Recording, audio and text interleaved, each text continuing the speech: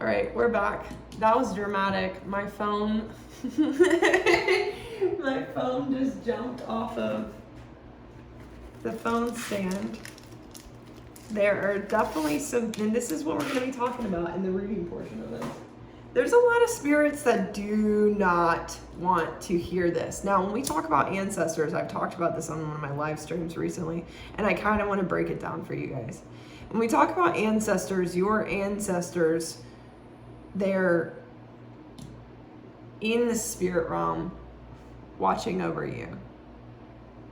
Yes, they always want what's best for you. I know sometimes we think, no, our ancestors, some of my ancestors do not want what's best for me. That is not true. Now, do you, through breaking generational curses, teach them things? Yes. Here's the thing about frequency. If you hold an ancestor's darkness within your own shadow, then when you think or speak of that ancestor, you will be basically referring to the aspect of them lost in time and space in the underworld, the fragment of them that was lost. Do you get what I'm saying? So I think sometimes we think, oh, well, the spirit is demonic, or this ancestor still holds a lot of hate. They don't. They don't. Now, there will be a piece of them lost in time and space that cannot come back until they retrieve it. Their soul retrieves it in another lifetime, reincarnation. So when you feel like a spirit or of an ancestor is haunting you, 9 times out of 10, it's because they're trying to get your attention to say, hey, I'm a mirror for something that you're holding that you are in denial of. And sometimes it's not as direct as like, you know, I was a smoker and you're a smoker and you need to face that. No, sometimes it's someone has some kind of religious trauma that makes them, you know, a stickler in a certain way. And you have something that makes you a stickler in a certain way. You are just as much of a stick up your bum as they do. Do you know what I'm saying? And that's what they're trying to help you release yourself from. So, you know, sometimes it's not as, we make these stories up in our heads. That is called fear. In order to deny that we hold some kind of lower frequency aspect, aka a demonic force or a spirit. So often we hold negative emotions and feelings due to trauma, due to conditioning, and we forget the power that we hold, which is interesting because Baphomet's coming in here as the Magician card and the Seven of Cups, both saying, well, mostly Baphomet is the Magician card. We'll get into the other card in just a second. But mostly Baphomet represents divine balance, okay? And even in the card it says gives health and financial prosperity as well as connects one safely with the divine. The Magician card is, outside of, you know, being correlated to magic, is about self-empowerment. It's about using what you have to make more. It's about alchemy. And it's interesting here because there's so much sadness that swerves our willpower when we get stuck in our trauma, when we get lost, right? It creates these illusions that say we can't keep going and we can't take charge. And I'm feeling, as I say it, it's this block in the root chakra. That's signifying there is something that blocks you from your true form, who you actually are. right? The ascended form is essentially you getting rid of all this stuff that says you're something or someone you're not. Conditioned beliefs, things you came into this world with, stuff in your family, like all types of stuff that's been traumatized into you to make you function, it's, you know, a type of way in the world that's not you. That's a mask too, right? It's correlated to how we mask ourselves as well. So, you know, going back to what's happening collectively, we have the Two of Pentacles and the Wheel of Fortune coming back. And I also recently spoke on my live about this Wheel of Fortune that is changing the hands of time in some way when it comes to the power, who holds the power, who's got the luck and the fortune and where it comes from. You got to remember the Wheel of Fortune is about luck. And what we're talking about here is who gets the luck. Well, Jupiter, the planet of luck and fortune, is in Cancer. So those who are more emotionally fulfilled, you know, emotionally stable, those who are working on things that are emotionally fulfilling and expand other people into emotions that are, you know, that feel good, right? Or bad. It can be other ways too, right? You know, fear makes a lot of money. So, do you know what I'm saying? Your emotions are going to be affected by this. But basically, we're getting this energy, and they're saying, look at that too. Look at that too. Here's the thing about Baphomet. Everybody looks at him like he is the symbol of dark magic. No, he is divine balance. Divine balance is basically bringing the balance between the dark and the light. And the thing that a lot of people don't understand is that fear and love both make money, right? They both are where you will find fortune. And right now, those who can evoke fear and those can evoke love are going to be getting the fortune and the money. That changes the perspective, eh? Right? And the Two of Pentacles is saying this juggling and going back and forth is because there's a lot of confusion from Capricorn, where it used to be based off of structure. Now it's based off of innovation. Now we're being pressurized to shift and change and have this death and rebirth. Based off of how much you can innovate versus how much you can stabilize. That's the big change. So we're talking about massive shifts, boom, boom, boom, boom, boom, from Pluto to now Uranus, Jupiter around the same time. But Pluto and Uranus are going to be long term, right? And then, you know, we've got Saturn, Chiron, and Neptune all affecting that sense of self and willpower, all in retrograde in Aries, which is a very fiery, somewhat aggressive, can be very aggressive planet or sign, because it's tied to Mars. So do you see why this seems like there's so much conflict? If you step back from being like the world is this and the world is that, and you just think about the energies that we're discussing, that's a lot of shifting all at one time.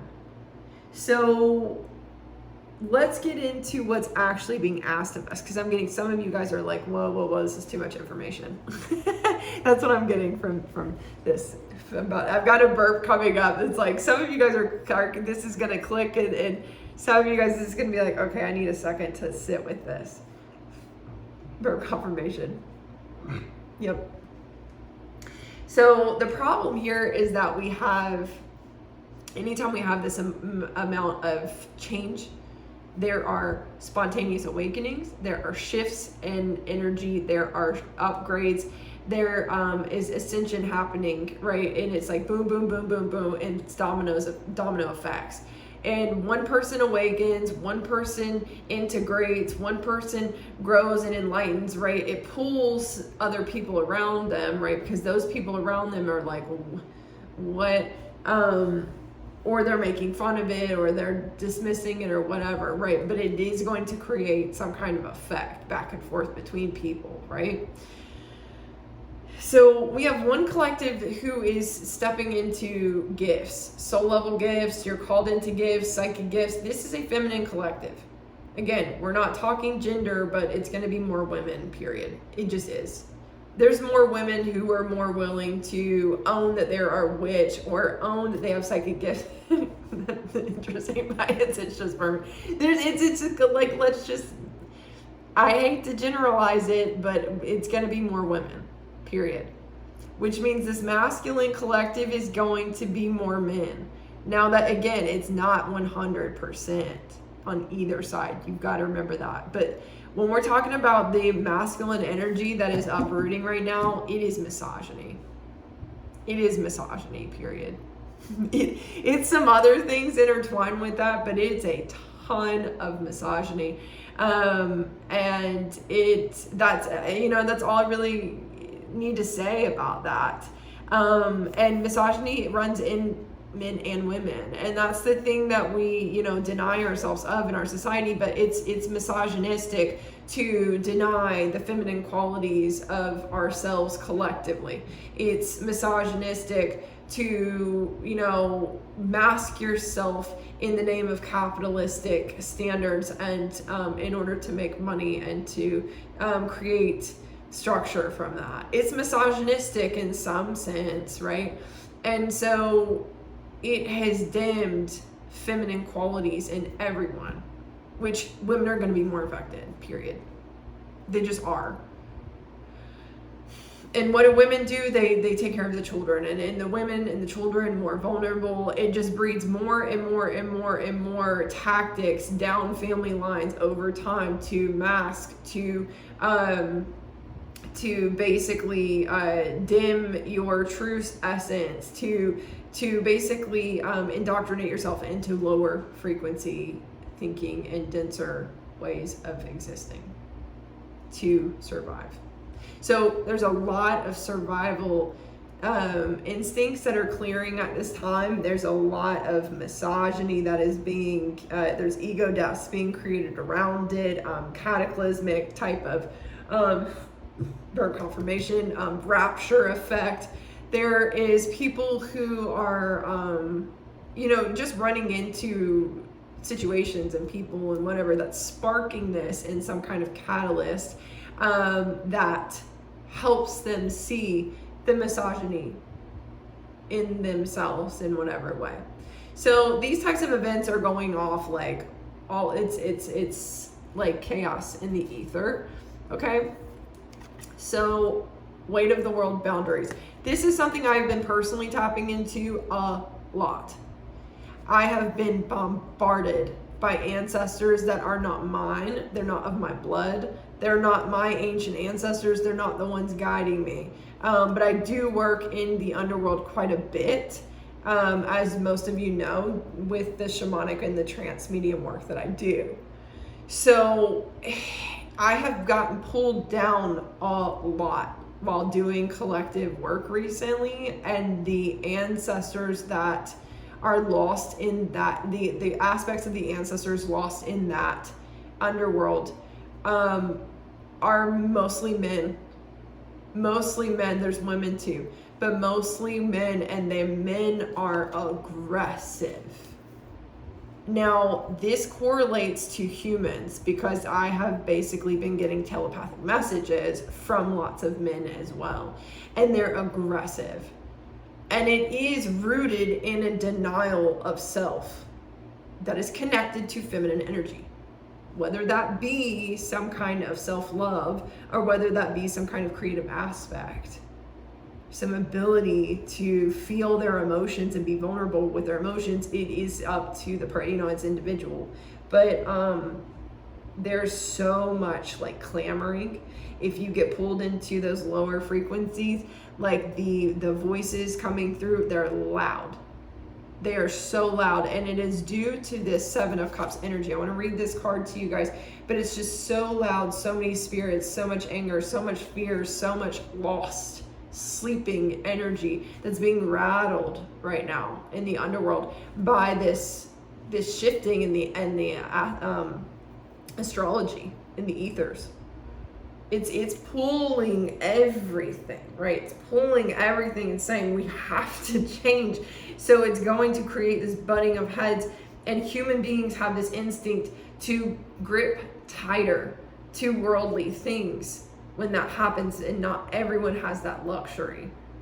So I would say those who have more like 9 to 5s, who might be bitching and whining and moaning, complaining, but like they still have the job and they still feel safe, they're going to be the ones that are going to be gritting and bearing and not fully facing that ego death. Whereas those of you guys who your careers have been affected, your ability to move and flow has been affected, or just your fulfillment and your desires and your passion has been moving you into higher frequencies, you guys are probably more of this feminine collective, and quite frankly, you're going to feel pulled and affected by these energies. But I'm just saying, we're in a tight squeeze. It's a tight squeeze. Hold on.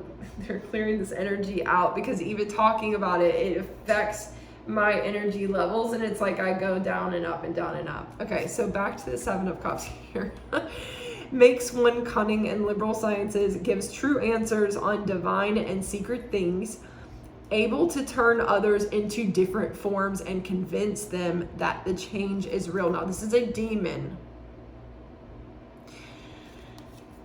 In the Goetia, this is a demon.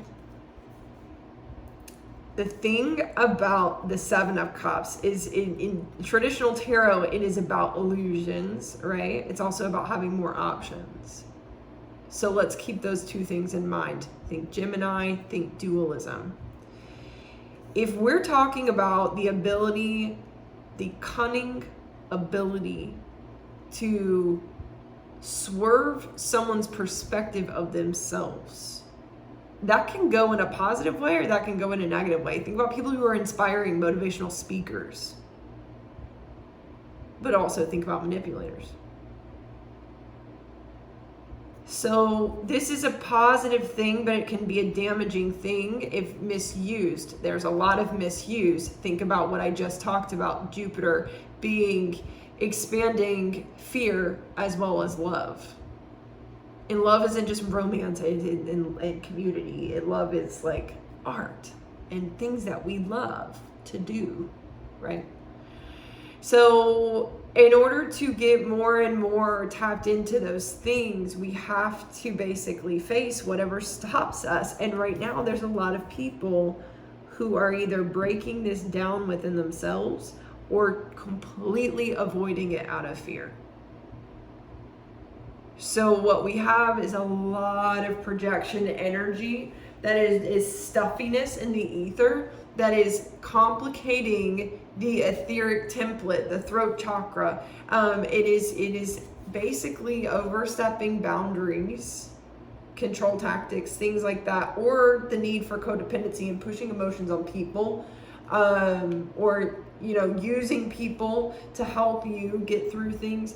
But that codependent energy is coming through here quite a bit right now, complicating situations when it comes to our emotional body and our truth, our throat. So the challenge here is accepting, again, Sagittarius coming in here, the higher learning, the karmic lessons. What is this showing us? What is this teaching us? And the ability to keep going and to jump in no matter what's coming up and just kind of let it continue to grow us as we move forward.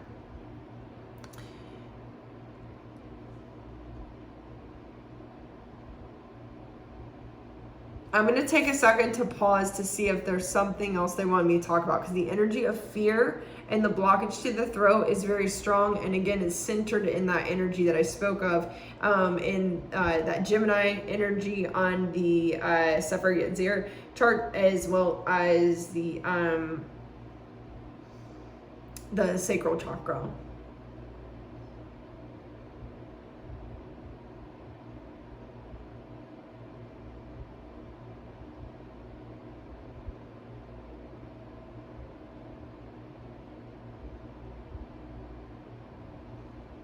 I will say this is going to create a lot of separation in situations, but what happens when we have separations in relationships? It gets to us. Some of you guys are worried about someone's mad at you, and this is going to create narratives in your mind. There's paranoia or there's yearning that still happens whenever you haven't been in contact with someone. There's desire there, right? And for some of you, this is just a loneliness that breeds all types of dissociation and thinking. And again, there's no shame in that. That is a very natural process when you're going through a lot of breakups in friendships, leaving communities, moving to new places, starting new jobs, no contact with family, leaving toxic situations. It creates a lot of complications, especially if there's drama involved in any of those things. Because then people are talking and there might be actual truth to some of the paranoia. So again, back to Baphomet and the Magician card, it's all within your power. And I did have a full-on discussion with Baphomet before I started this reading. And the main takeaway was this. Because I wanted to say so many things to pick out certain things that have come up as challenges. And he basically said no. Is that going to benefit anything? Is it going to change? Are you going to be able to change a stalker by talking about the stalker's existence? No, they love that shit. They love making you squirm. So if you have some issue that bothers you, something that you're having a hard time handling, I know a lot of people right now with the current events and stuff, it's like wanting to talk about narcissism and wanting to talk about abusers and wanting to talk about misogyny and this and the other. And it's great when we're helping other survivors come to terms with stuff, but it doesn't really change the actual abuser, right? They love that shit. So he basically said, come back to your willpower, come back to what you have within your control. And it really comes down to the Emperor and the Magician combined. Even King Baal just said, if you can do this, then why aren't you doing this, basically? If you can handle this, if you can do this, if you're strong enough. It's kind of like, the false alarm when people will say that they're trying to hype themselves up. So they'll it's like the He-Man thing or the strongman thing in comments and stuff. I see it all the time. People are talking about politics and whatnot. I'm the smartest man in the room. I'm stronger. I'm this, I'm that. And having to assert yourself in a verbal way takes away from the assertion itself. It's basically it's if you have to say it, then you're not it. It's that kind of energy when it comes to power, right? So the Emperor is saying, stop talking about it and do it. But the challenge is the Three of Cups. There's going to be a lot of third-party energies. There's going to be a lot of overindulgence and stuff. And the Three of Cups in a positive sense is about celebration and community. So can you put the thing down, flip it, and reverse it? It's funny because we have the Ace of Wands and Death underneath that Three of Cups. Again, the challenge is being death, envy, jealousy with Lucifer, Ace of Wands, Azazel. We have the art of seduction here.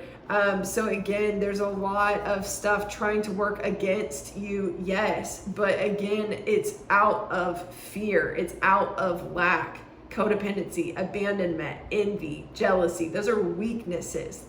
Those are demons within a person that are feeding off of them, that they feed off of other people. Do you get what I'm saying? So if you are obsessed with their demons, you are letting their demons take over you. Baphomet is saying you have the ability to control this situation in your own heart. And I know it sucks that there's a lot of this. It's very loud. But if it's really loud, then there's something within you that wants life. What is it? Is it that art project? Is it going to that class? Is it going to that community event?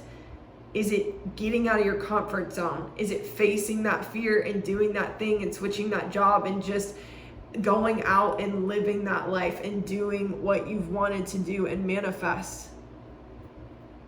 What is it in you that is breathing, that is desperately seeking life? And if you can't have it the way you want it right now, how can you change the way that you're looking at it so that the way that it is changes? Change the way you look at things, and the things you look at change. How can you change the way you're looking at this thing and shift the whole narrative around it?